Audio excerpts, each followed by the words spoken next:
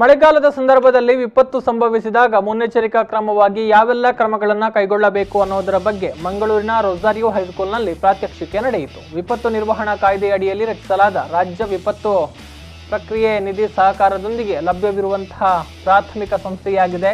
SDRF ವ್ಯಾಪ್ತಿಗೆ ಬರುವಂತಹ ವಿಪತ್ತುಗಳಾದ ಚಂಡಮಾರುತ, ಬರ, ಭೂಕಂಪ, ಬೆಂಕಿ ಪ್ರವಾಹ, ಸುನಾಮಿ, ಆಲಿಕಲ್ಲು ಮಳೆ, ಭೂಕುಸಿತದಂತಹ ಸಂದರ್ಭದಲ್ಲಿ ಎಸ್ಡಿಆರ್ಎಫ್ ತಂಡ ಕಾರ್ಯಪ್ರವೃತ್ತವಾಗಲಿದೆ.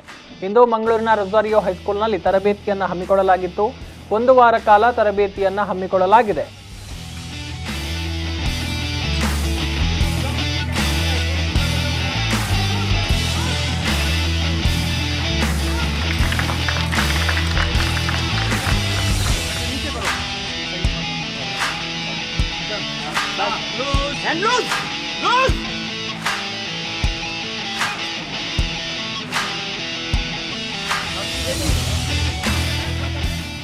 ಈ ಬಗ್ಗೆ ಎಸ್ಡಿಆರ್ಎಫ್ನ ಚೀಫ್ ಫೈರ್ ಆಫೀಸರ್ ತಿಪ್ಪೇಸ್ವಾಮಿ ಮಾತನಾಡಿ, ಎಸ್ಡಿಆರ್ಎಫ್ ಕರ್ನಾಟಕದ 4 ಕಡೆಗಳಲ್ಲಿ ಆರಂಭಿಸಬೇಕು ಅಂತ ರಾಜ್ಯ ಸರ್ಕಾರ ಆದೇಶವನ್ನು ಹೊರಡಿಸಿದೆ.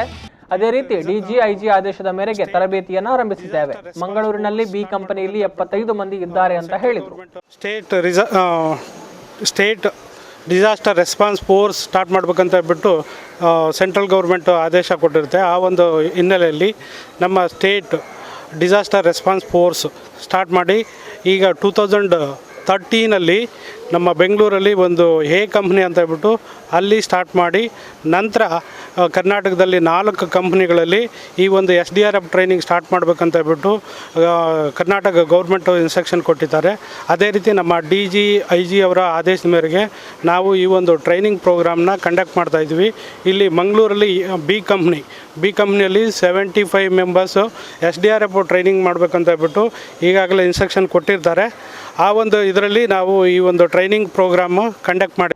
ಇದೇ ವೇಳೆ SDRF ಗೋಪಾಲ್ मीना ಅವರು ತರಬೇತಿ ಬಗ್ಗೆ ಮಾಹಿತಿಯನ್ನು ನೀಡಿದರು.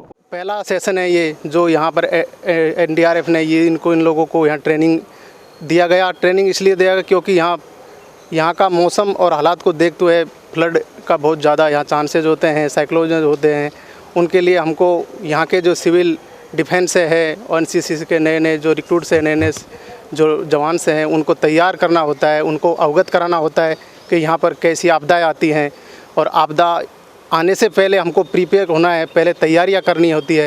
उन्हीं तैयारियों से हमने यहाँ से जैसे रेस्क्यू के आइटम्स, रेस्क्यू के बारे में बताया है, बोट्स के बारे में बताया है।